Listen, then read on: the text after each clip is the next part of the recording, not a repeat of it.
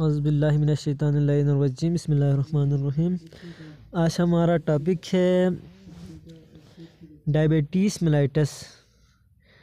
Diabetes, इस topic में हम क्या पढ़ेंगे? आज डायबिटीज़ मेलाइटस के बारे में पढ़ेंगे।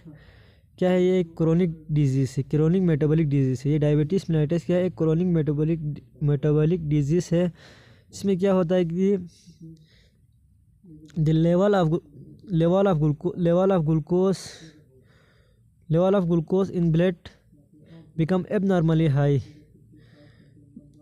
क्या होता है कि ग्लूकोज लेवल ब्लड के अंदर क्या होता है कि एबनॉर्मली हाई हो जाता है। And body has problem with insulin secretion and और इंसुलिन एक्शन। बॉडी इंसुलिन को सिक्रेट प्रॉपरली नहीं कर रही होती, या जो इंसुलिन सिक्रेट हो रहा है वो प्रॉपरली अपना काम नहीं कर रहा होता है। कैन नॉट प्रॉपरली प्रोड्यूस और यूज इंसुलिन। इसी को ऊपर वाले जुमले को थोड़ा एक्सप्लेन किया गया है कि क्या कि can not properly produce, insulin properly produce नहीं हो रहा होता है या इंसुलिन यूज़ नहीं हो रहा होता है। जब ब्लड के अंदर इंसुलिन प्रॉपरली प्रोड्यूस नहीं हो रहा होता है तो ब्लड के अंदर शुगर लेवल हाई हो जाता है।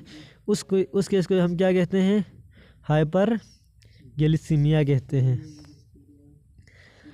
हम इसके अब देखते हैं कि हम एक नॉर्मल पेशेंट के अंदर क्या हो, नॉर्मली एक बंदे के अंदर किस तरह से इंसुलिन प्रोड्यूस होने के बाद किस तरह करता है। एक डायबिटीज़ मेलाइटस का पेशेंट में क्या होता है?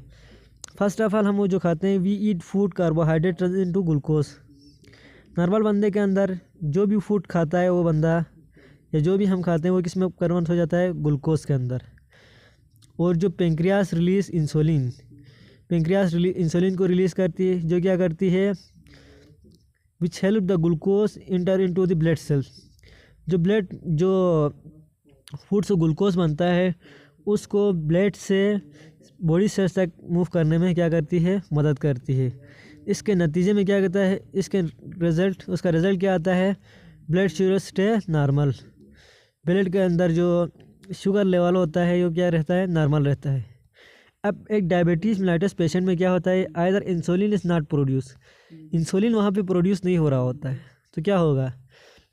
तो इंसुलिन प्रोड्यूस हो रहा बट नॉट वर्किंग प्रॉपरली, या वहाँ पे इंसुलिन ही प्रोड्यूस नहीं होगा, लेकिन या कभी कभार क्या हो, इंसुलिन प्रोड्यूस हो रहा होता है बट प्रॉपरली काम नहीं कर रहा होता है। So the glucose stay in the blood. जब इंसुलिन प्रोड्यूस नहीं होगा तो ग्लूकोज क्या होगा? ब्लड के अंदर ही रहेगा, सेल्स में चला नहीं जाएगा, जिसकी क्या वजूहत बनेगी? कास हाई ब्लड शुगर का कास बनेगा कि ब्लड के अंदर शुगर लेवल इंक्रीज होगा, जिसके नतीजे में हमें क्या हो सकते हैं? डायबिटीज़ मेलाइटस हो सकती है। अब इसके क्या क्या सिम्टम्स है? डायबिटीज़ मेलाइटस की क्या क्या सिम्टम्स है?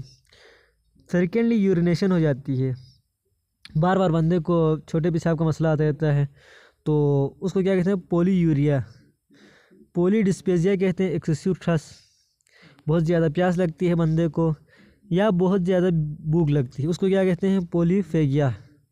और दूसरे सिम्टम वेट का लॉस हो जाना, थकावट हो जाना बॉडी के अंदर, या बर्न विजन मतलब कि नज़रों का कमज़ोर हो जाना, या स्लो वोंड हीलिंग। तो कोई भी ज़ख्म लग जाता है तो वो देर से रिकवर हो जाता है। अगर हम डायबिटीज़ मेलाइटस की प्रॉपर ट्रीटमेंट नहीं करते हैं तो क्या हो जाता है? वी का सीवियर कॉम्प्लिकेशन, हमें मुश्किलात का सामना करना पड़ सकता है। लाइक किस तरह के?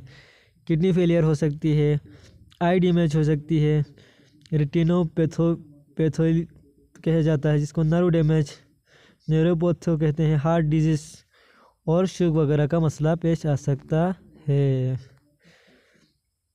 अब डायबिटीज़ मेलाइटस दो टाइप की होती है, टाइप 1 एंड टाइप 2 में डिवाइड किया गया है। फर्स्ट ऑफ ऑल हम डिस्कस क्या करेंगे? टाइप 1 को डिस्कस करेंगे, जिसमें क्या होता है कि टाइप 1 को क्या कहते हैं? इंसुलिन डिपेंडेंट डायबिटीज़ भी कहते हैं।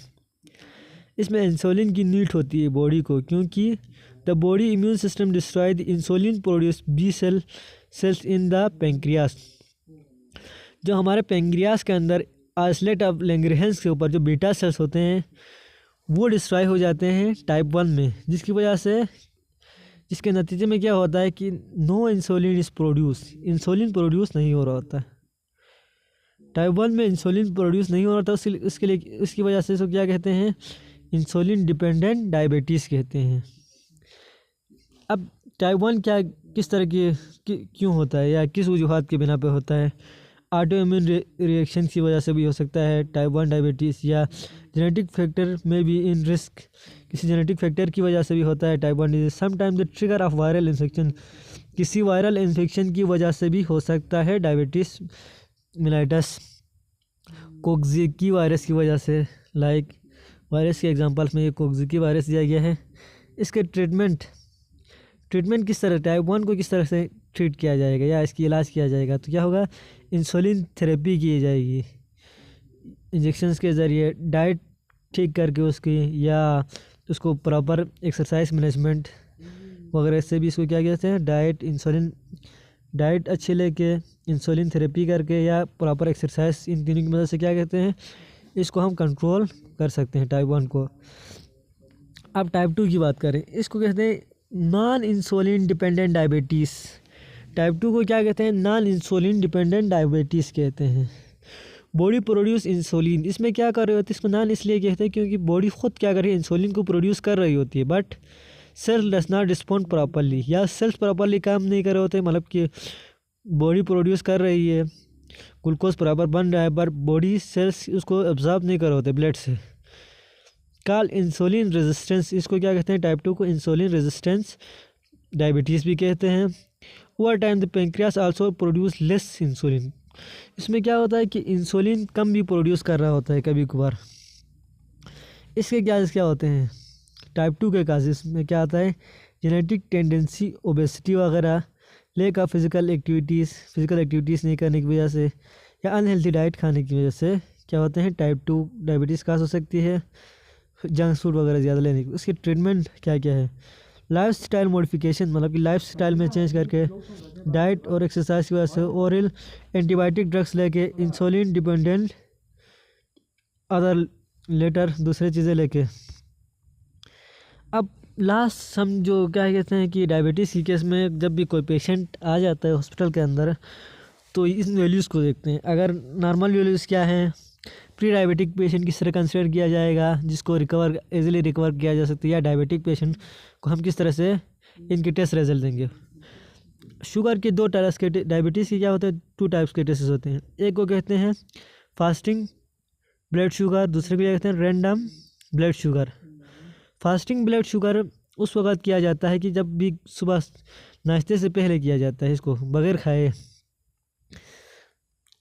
वो टेस्ट किया जाता है, फास्टिंग ब्लड टेस्ट, जिसमें क्या होता है कि शुगर लेवल टेस्ट 100 mg आ जाता है, 100 mg आ जाता है। तो हम 100 mg से कम आने वाले पेशेंट को क्या कहेंगे, हम नॉर्मल कंसिडर करेंगे। जब ब्लड शुगर पेशेंट का ब्लड लेवल कितना आता है कि 100 से 125 तक आए, तो हम कहेंगे कि ये प्री डायबिटिक पेशेंट की कैटेगरी में रखेंगे। अब 126 से हायर पे चला जाता है तो क्या कहेंगे हम इसको, ये एक प्रॉपर डायबिटिक पेशेंट होगा। जबकि रैंडम ब्लड टेस्ट किया जाता है खाने के बाद, या किसी भी टाइम खाने के 2 घंटे के बाद किया जाता है, तो उसमें क्या नॉर्मल क्या होगा, हम 140 रखते हैं।